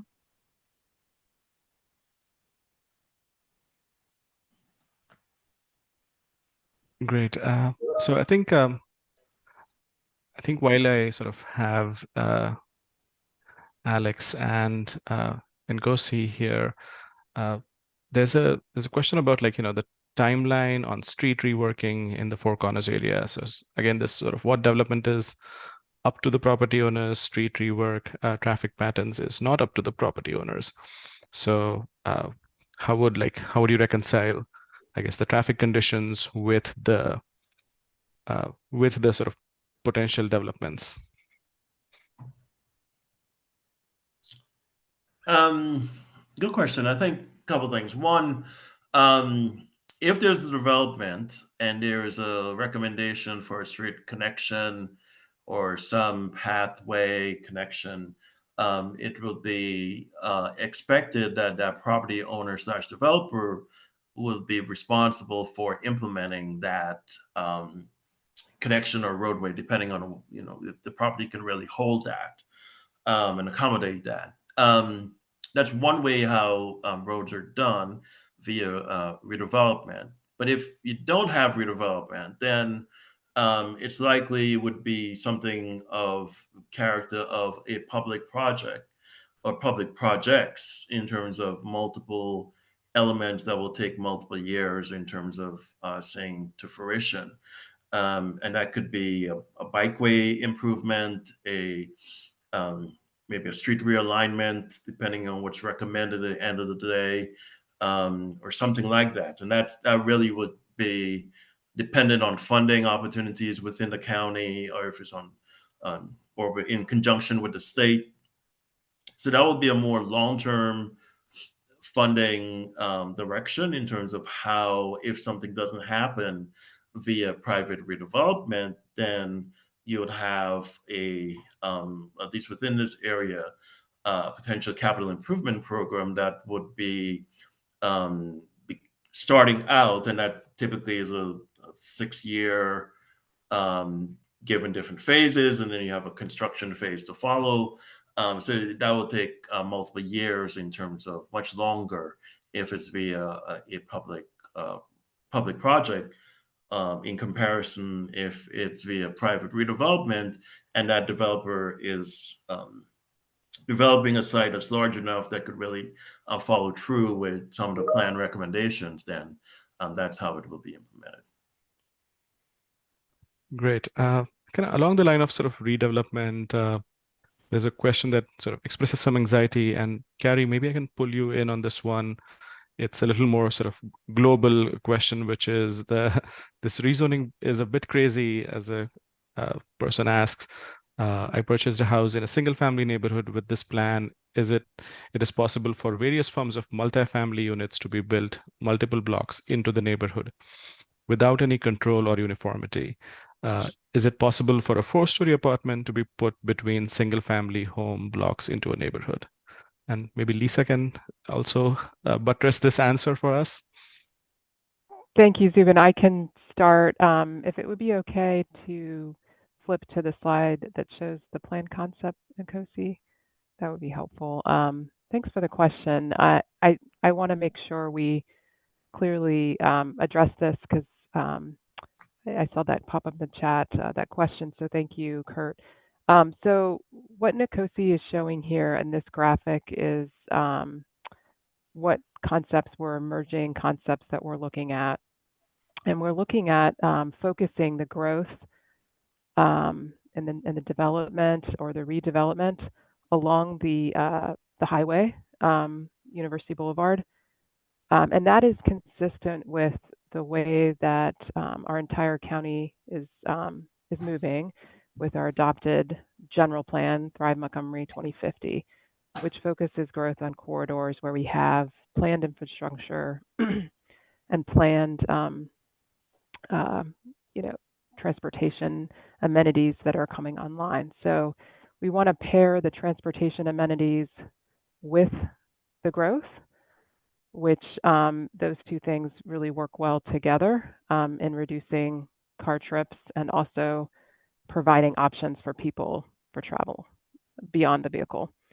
So I think what you can see in yellow here outlined along the corridor of University Boulevard, that lighter potential small housing development color there, I think that's the area that your question alluded to. And so what we're looking at now is along the corridor, how can we give the option for folks to look at a variety of different housing types. And we're looking at kind of that smaller scale housing type in the yellow shaded area. And then along the other parts of the corridor, we sort of have a couple of different things that we're looking at depending on what's there today, but also what transportation amenities are immediately close to that.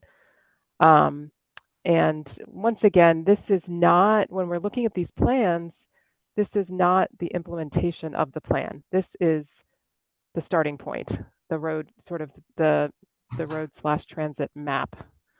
And what would have to happen is the property owner would have to then come forward once the plan's adopted to then actually execute. Beyond the actual corridor itself, to address the question, kind of blocks into the neighborhood there, we don't have immediate plans with this in terms of emerging ideas. However, we know that there's an existing initiative that the county is undertaking called the Attainable Housing Initiative, which Nkosi spoke of earlier. And that initiative is looking at sort of zones beyond corridors. And I know there are experts on the phone here, so I don't know, Lisa, if you wanted to add anything to what I have stated, or if there's anything you wanted to correct. Sure. Earlier when Nkosi talked about the attainable housing strategies, what we're trying to do is trying to create synergy between those two initiatives and align our housing recommendations. And while the attainable housing strategies initiative, and I can put a link to your reply to your answer with reply to your question with that, with a link to the website. What that, like Carrie said, we're looking to align our higher density types of housing along the corridors to really take advantage of that existing infrastructure.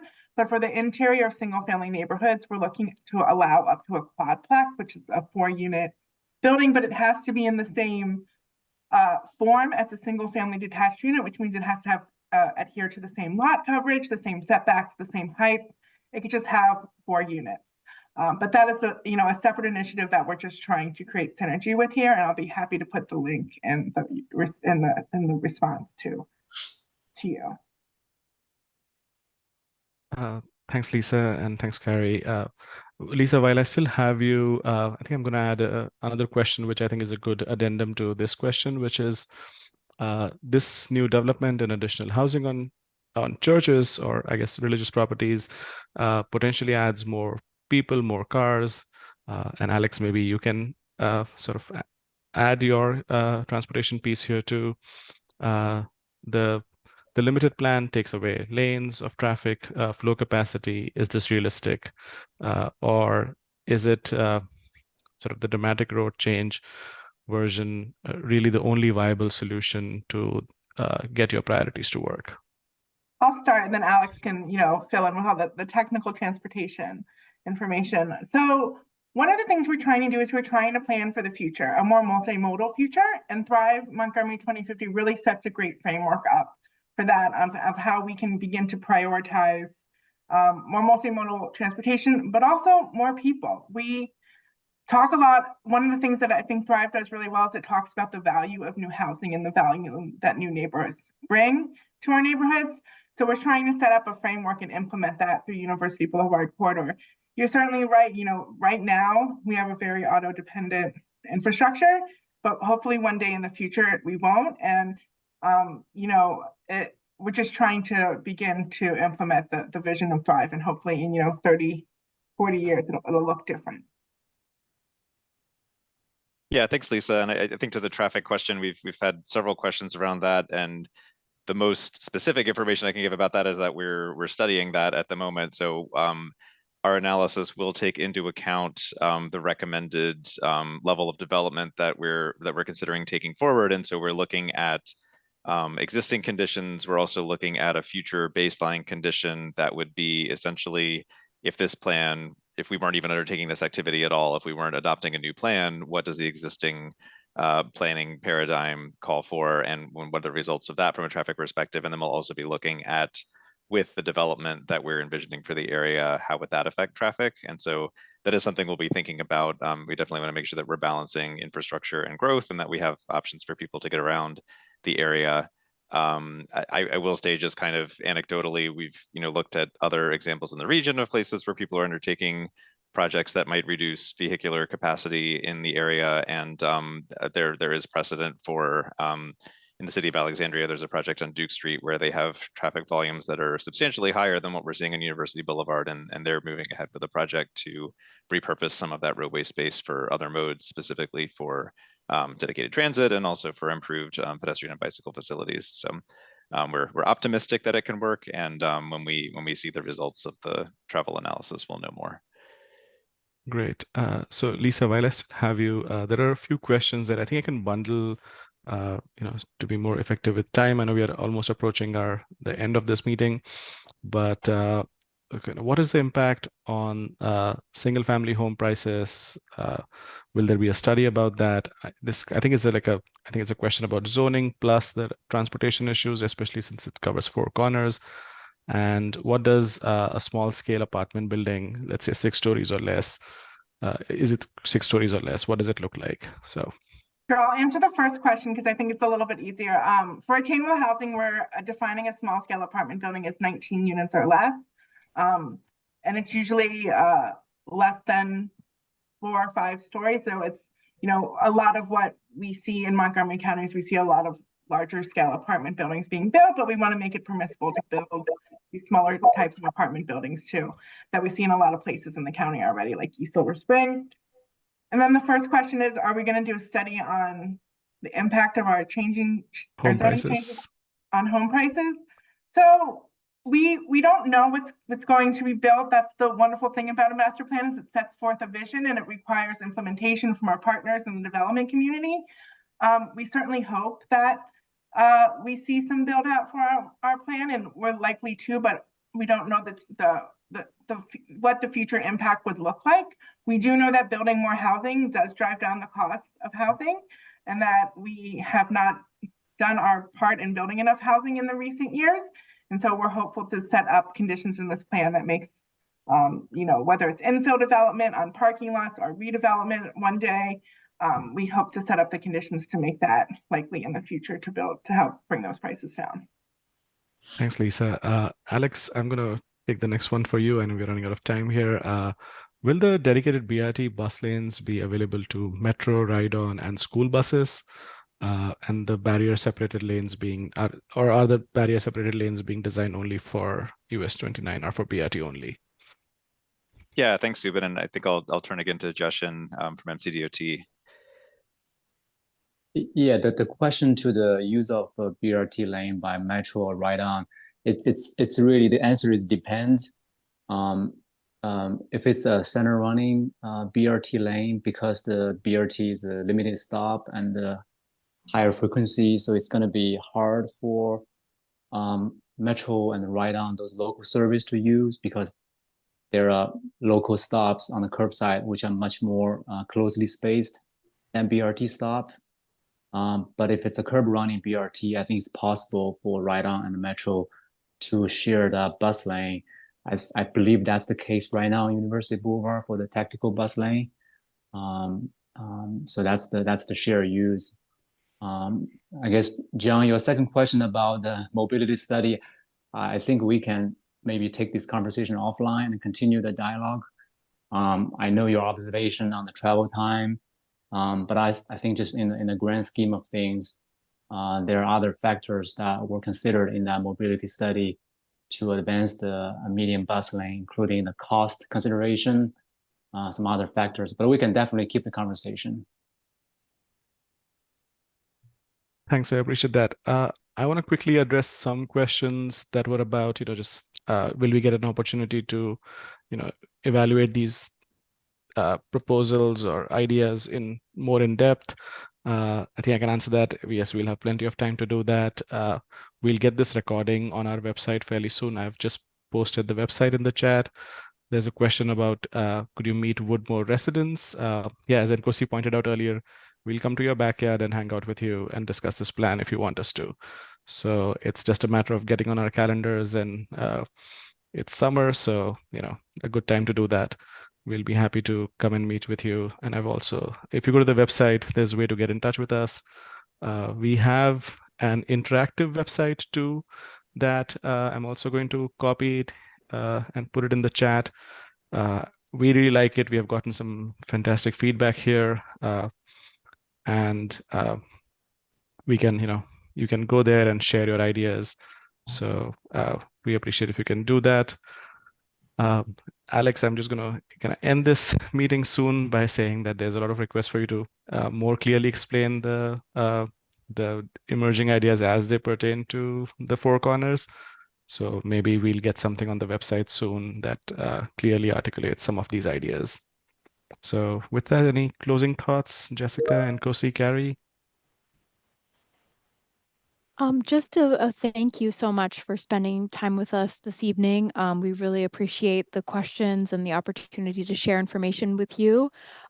We do have some upcoming meetings. We'll be focusing in the next two meetings on the area between Amherst Avenue and Dennis Avenue, but we'd welcome folks' participation, and if you happen to have a friend or a neighbor who lives in that area, please encourage them to join us as well.